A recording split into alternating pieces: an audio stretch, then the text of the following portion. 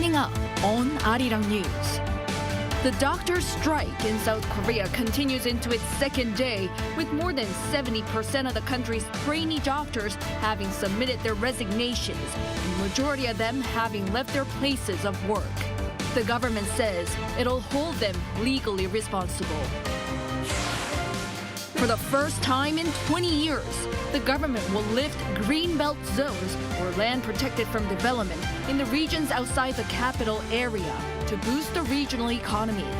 This in President Yoon Suk-yeol's remarks as he visited the industrial city of Ulsan.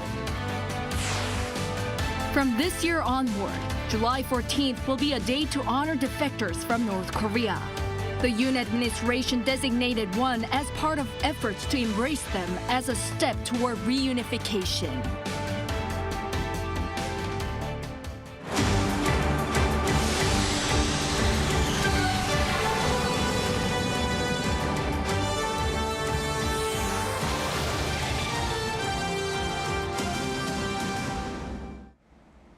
Good evening. It's 9 p.m. here in Seoul. Thank you for joining us on Arirang News. Patients are at risk in South Korea with the nationwide doctors' strike continuing for a second day today. Almost 9,000 trainee doctors, which is over 70% of the country's interns and residents, have submitted their resignations so far, and majority of them have left their places of work. Our Yoon begins our coverage tonight. The nationwide doctors' strike continued for a second day on Wednesday as they protested against the expansion of medical schools quota by 2,000 to over 5,000 starting in 2025. Over 8,800 trainee doctors, or more than 70% of the country's interns and residents, had submitted letters of resignation as of 10 p.m. Tuesday, though none of them have been accepted. Out of these, 7,800 have not shown up for work. The total number of leave of absence letters from medical students announced on Wednesday was over 8,700 nationwide, or over 40% of the total. As about two-thirds of trainee doctors have walked out, medical services have been disrupted and patients are facing inconvenience. For example, at Samsung Medical Center, one of Seoul's 5 major teaching hospitals, 30% of operations scheduled for Wednesday were postponed. Surgical procedures at the Severance Hospital were less than half of the usual amount. The focus of large hospitals has shifted to prioritize critical and emergency care, causing outpatient appointments to be postponed, while some patients recovering from surgery were discharged earlier than scheduled. My father had emergency surgery for colon cancer, so today I came to check on the results, but I received a text message asking for my understanding, saying that appointments might be delayed due to the high number of patients. In a briefing on Wednesday, the government stated that protecting people's lives was a priority and urged doctors to immediately return to work and to discuss the medical student quota issue with them. To minimize disruptions to medical services, the government plans to extend the opening hours of public health centers and loosen restrictions on access to 12 military hospital emergency rooms. It has also issued return-to-work orders to a majority of the doctors who have walked out. To this, junior doctors are demanding the government backtracks on the plan to increase the number of medical students, while the Korean Medical Association calls its return-to-work orders amount to suppression. Yoon, Arirang News. As doctors leave their places of work en masse, the government announced today that strict response measures will be taken against what they call an illegal collective action, which could involve arrest. Our Lee Si-hoo has more. The South Korean government says that it will take strict measures against what it calls illegal collective action from doctors protesting the medical school enrollment quota increase by leaving their posts.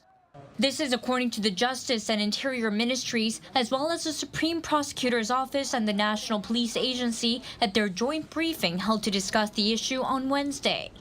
Saying that collective action that, quote, takes people's lives hostage cannot be justified, they said they will conduct investigations on individuals and organizations participating to hold them legally responsible. All this to prevent public health risks. The government has issued an order to doctors who have resigned or left the medical field to commence work. If the collective refusal of medical treatment continues, an investigation will be conducted strictly in accordance with relevant regulations such as the Medical Service Act. Minister Lee said when necessary, arrest warrants will be issued for a prompt investigation. Justice Minister Park Sung-jae also said official indictments will be brought against resident doctors refusing to return to their posts. But if the doctors do return to duty soon, the investigation will be closed. Meanwhile, the Justice Ministry said it will offer legal support for people affected by the protests. Will prioritize the protection of victims by providing sufficient legal support to patients and their families affected by illegal collective action taken by doctors. The ministry vowed to offer pro bono legal consultations and litigation aid utilizing existing legal infrastructure. Lee Si-hu, Arirang News. In other news, for the first time in 20 years, the government will lift the greenbelt zones or land protected from development in the regions outside the capital area to boost the regional economy. This in President Yoon Suk-yeol's remarks as he visited the industrial city of Ulsan to continue his discussion of policies with citizens. Our Kim Do-yeon with the latest.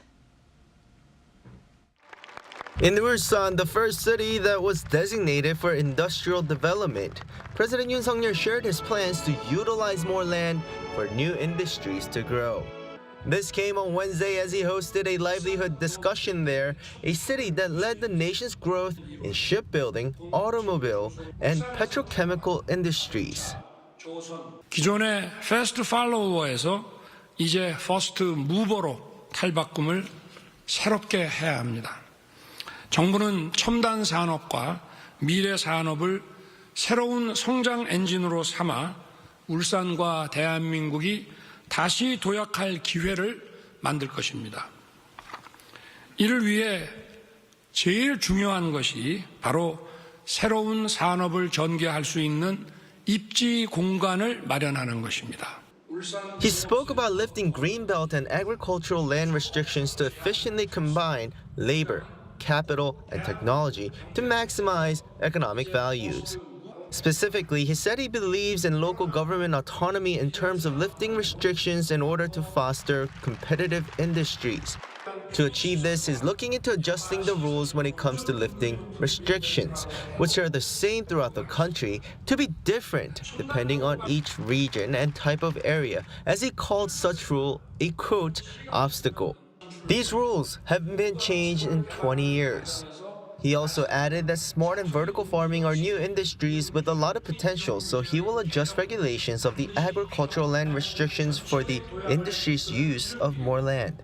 All these reforms and the restrictions of land use, he says, are important to achieving his goal of regional balanced growth. 12개 부처와 지자체의 농지 이용 규제의 종류가 무려 336가지에 달하고 있습니다. 전수조사해서 시대의 변화를 따라가지 못하는 낡은 규제는 신속히 개혁하겠습니다. At the Wednesday's discussion were 60 citizens, including leaders of big companies in Ulsan and a student from the city's vocational education Meister High School, to share their views on each of the topics. Kim Do-yeon, Arirang News. Seoul is working to clinch a deal with Washington to help South Korean defense firms enter the global market. The presidential office said Wednesday that Second Deputy National Security Director In Sung-hwan held a fourth meeting to evaluate and discuss how to ramp up defense exports as a national strategy. Speaking with relevant state institute and firms, including Hanwha Aerospace, LIG Next One, and Hyundai Rotem, In highlighted the sector as a future cash cow for the nation. Seoul says it'll work with the U.S. to conclude the reciprocal defense procurement agreement within the year. Aiming to become one of the world's top 4 defense export powers, Korea will focus on developing advanced strategic fields such as space and artificial intelligence. The Yoon administration has announced that this upcoming July 14th will be a date to honor defectors from North Korea. It's to raise awareness of the importance of embracing them as a step toward reunification. Our North Korean affairs correspondent Kim Jung-sil reports. A much-awaited day for North Korean defectors has been unveiled here in the South. On Wednesday, Seoul's Unification Ministry announced that July 14th will be a day dedicated to honor them. North Korean Defectors Day will be very symbolic for the 34,000 North Korean defectors who have faced unspeakable adversity in the process of defecting and are now living soundly. The ministry plans to hold the first ceremony in July as soon as the relevant laws are in place. This is the first time that a celebratory day has been dedicated to defectors from the north, although the South Korean government has offered various support programs since legislation on North Korean defectors was adopted back in 1997. The government support extends from helping them find a home, a job, giving initial settlement money, and offering special college admission, among others. But there have been continuous calls requesting the dedication of a day to honor North Korean defectors as they sometimes face discrimination in South Korea as someone coming from the north. The South Korean Unification Ministry hopes the day will give more courage and hope to the defectors in their future endeavors here. With Pyongyang's recent comments on South and North Korea being, quote, two separate countries, abandoning the idea of reunification, it is the South Korean government's stance to welcome defectors from the north and continue with the aim of reunification that guarantees peace and freedom. Kim Jung-sil, Arirang News. Meanwhile, the U.S. has reaffirmed cautious support for North Korea's outreach to Japan. The Pentagon's deputy spokesperson Sabrina Singh said on Tuesday that Washington would welcome its close ally Japan's talks with North Korea if it were to strengthen regional stability. Separately, U.S. State Department spokesperson Matthew Miller also noted Pyongyang's offer to engage with Tokyo, but reiterated Washington's goal of achieving the full denuclearization of the Korean peninsula. Last week, the North Korean leader's sister Kim Yo-jong suggested that Japanese Prime Minister Fumio Kishida might be able to visit the North on the condition that Tokyo does not take issues with the regime's right to self-defense and leaves the past abduction of Japanese citizens off the table. Turning to the Israel-Hamas war. The U.S. has vetoed a UNSC draft resolution led by Algeria, calling for an immediate halt in the fighting. Meanwhile, Israeli Prime Minister Benjamin Netanyahu has reaffirmed his stance to continue the war in Gaza. Chung Eun-ju has the latest. The U.S. on Tuesday vetoed an Algerian-led United Nations Security Council draft resolution, which called for an immediate ceasefire in Gaza. Washington argues that the draft resolution would jeopardize ongoing talks to end the war in the region. 13 countries on the 15-member body UN Security Council voted in favor of Algeria's resolution, while the UK abstained. As a permanent member, however, the U.S. has veto power. The U.S. veto comes as it drafted its own resolution calling for a ceasefire in Gaza. The difference between both plans is the timing. While the Algerian-led draft called for an immediate ceasefire, the U.S. draft calls for a ceasefire as soon as is practicable. It also said that such a ceasefire should take place on the condition that all hostages are released, while urging the lifting of barriers preventing aid from reaching Gaza. It's still uncertain when the UNSC will vote on the U.S.-led proposal. The U.S., close allies with Israel, had avoided using the word ceasefire. But President Joe Biden's recent use of it and the latest U.S. resolution signals a shift, as the two have recently clashed over Israel's operations in the Gaza Strip. Meanwhile, Israeli Prime Minister Benjamin Netanyahu said Tuesday that Israel will not pay any price for the return of hostages still held in Gaza. In a recorded speech uploaded to X, formerly known as Twitter, Netanyahu said Israel is committed to continuing the war until all objectives are achieved, which include eradicating Hamas, releasing all hostages, and ensuring that Gaza no longer poses a threat to Israel. The remarks came as the U.S. plans to send its Middle East envoy to the region for continued talks between the U.S., Egypt, Israel, and Qatar that seek to broker a ceasefire and the release of hostages. Chung Eun-ju, Arirang News. Following an earlier plea for justice from his wife, this time, Alexei Navalny's mother is urging Russia's Vladimir Putin to return the remains of her son. Moon Hae-ryun reports. I appeal to you, Vladimir Putin. The resolution of the issue depends solely on you. Let me, finally, see my son. The mother of Alexei Navalny, a long-standing critic of Vladimir Putin who died in a remote prison last week, pleaded for the Russian president to return her son's body in a YouTube video. Authorities at the Siberian penal colony where he was serving a 3-decade-long sentence announced his death on Friday local time, claiming that the cause was sudden death syndrome. His family has been unable to recover his body so far, being told that he would be released only after a post-mortem examination had been conducted. Navalny's team believes that the campaigner was murdered on the orders of Putin and that his body is being withheld so they can cover traces, especially since he appeared to be in good health in a court video a day before his death. Western governments have also blamed the Kremlin, with the United States pressing for complete transparency on the details of his death. US President Joe Biden also announced a new wave of sanctions against Russia to be implemented on Friday in light of this development and the ongoing war in Ukraine. While details of the new sanctions have not yet been released, White House National Security Advisor Jake Sullivan said they will target Moscow's defense and industrial bases, as well as sources of economic revenue. This comes in addition to the pre-existing range of sanctions that the US has imposed on Russia for both the war in Ukraine and the 2020 poisoning and imprisonment of Navalny.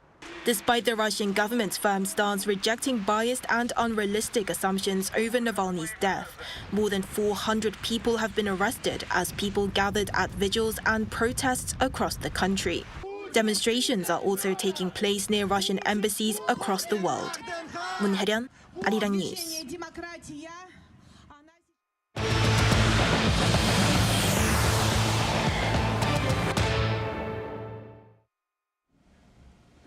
Heavy snow warnings have been issued as of 8 p.m. Wednesday in South Korea across the capital region, Gangwon-do, Gyeongsang-buk-do, and Chungcheong-buk-do provinces. Up to 10 centimeters of snow is expected until Thursday morning. To help with the morning commute on Thursday, the Seoul Metro is extending its rush hour time by 30 minutes, meaning there'll be more subway trains on lines 1 to 8 and more city buses running between 7 a.m. and 9:30 a.m. Rush hour timetable usually ends at 9 a.m. Earlier on Wednesday, the Seoul city government raised its snow removal measurement to level 2, deploying over 8,000 workers and over 1,000 snow removal vehicles. A record number of Korea's men were at home last year, taking care of their children. According to Statistics Korea on Wednesday, nearly 16,000 men were responsible for full-time child rearing in 2023. This is reportedly 3 times the figure from 2013 and the highest recorded since data was first compiled in 1999. Pundits are linking this trend to corporate support of paternity leaves amid growing participation of men in parenting. However, the figure itself is still 50 times lower than the number of women who stay at home to take care of their young. Staying with recent data shared by Statistics Korea, the number of one-person businesses here in South Korea is on the rise, reaching a 15-year high last year. Our Park Gun-woo went out to find out what's behind the rise and what is needed to help those businesses survive. A spacious cafe located in Seoul. This lady has been running this cafe for 5 years, all by herself, without hiring any workers. But she's not the only person running a one-person business in Korea. According to Statistics Korea, the number of one-person businesses reached its highest level in 15 years to over 4.3 million in 2023. That figure is the highest since 2008 financial crisis. So what's behind the increase? I asked the cafe owner why she has decided to work alone. Because of labor costs. I wasn't able to hire people due to low sales when I first started this cafe at the early stage of COVID-19. So I've been running the shop by myself since then. Rising ingredient prices were another factor that made her operate the shop by herself. She also said that increasing the price of items on her menu was not an easy option, especially when thinking about her regular customers. While other one-person shops have similar concerns, some are coming up with ways to alleviate worries with digital kiosks helping to reduce costs. Nowadays, kiosks like this are replacing workers, which allows these one-person businesses to reduce their labor costs. A kiosk like this costs around 1 million won, or $750, which is more cost-effective than hiring a few people. But as a consequence, college students are having a harder time finding part-time jobs. There are not many kinds of part-time jobs available. It's difficult because there are only short-term part-time jobs, usually instead of longer-term ones. Meanwhile, the government announced ways to support small businesses, including through financial support to help pay electricity bills, during recent related policy meetings with citizens earlier this month. However, an expert said more support is needed. The government should maximize the amount of financial support, including policy funds, to help small and medium-sized businesses in times of difficulties. While hinting at 4 more months of difficulties before interest rates possibly fall in June, he added all businesses, including small and medium-sized firms, surviving that harsh period is crucial for the Korean economy to grow when the economy returns to normal. Park Gon-woo, Arirang News. The South Korean crime thriller series, A Killer Paradox, has topped the most viewed non-English content on Netflix. The series, which stars Choi Woo-sik and Son Seok-gu, recorded 5.5 million views last week. It ranked number 1 in 10 countries, including South Korea, Thailand, Vietnam, and Singapore, while also making it into the top 10 in 43 countries. The crime thriller with dark comedic moments is based on a South Korean webtoon and centers around a detective's pursuit of a killer.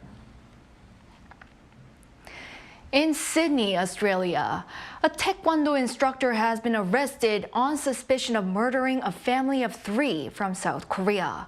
Police in Australia said Wednesday the 49-year-old suspect, also born in South Korea, allegedly killed a 7-year-old student who goes to his academy and the boy's parents in Western Sydney. The crime was discovered when the suspect went to a local hospital with the wounds to his chest, stomach, and arms. He had reportedly told officers there that he'd been attacked in a supermarket parking. But then police found 3 bodies, 2 of which the 7-year-old boy and his mother were discovered at the taekwondo facility. For some guilty of murder in New South Wales state, the maximum sentence could be life imprisonment.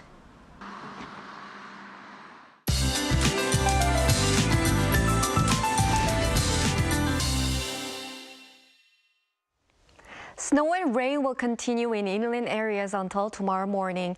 As the temperatures drop overnight, roads will be slippery on the way to work tomorrow morning. In addition, with winds blowing strongly, the coastlines of Gyeongsang-namdo province are under a strong wind advisory. Please take extra precautions. With a heavy snow warning issued in the mountainous areas of Gangwon-do, northern Gyeonggi-do, and northeastern Gyeongsang-buk-do provinces, a lot of snow has been falling. In the mountainous areas of Gangwon-do province, where around 40 centimeters of snow have already accumulated, more than 50 centimeters will fall by tomorrow. There will also be heavy snow of up to 30 centimeters or more on the east coast. Tomorrow, Seoul will start off at 0, Gwangju and Busan 5 degrees Celsius. Daytime temperatures will move up to 5 in Seoul, Daejeon and Gyeongju, Busan 8 degrees. Snow will continue until the day after tomorrow on the east coast. After the snowstorm stops, the morning temperatures will drop to below 0 temperatures. That's all for Korea. Here are the weather conditions around the world.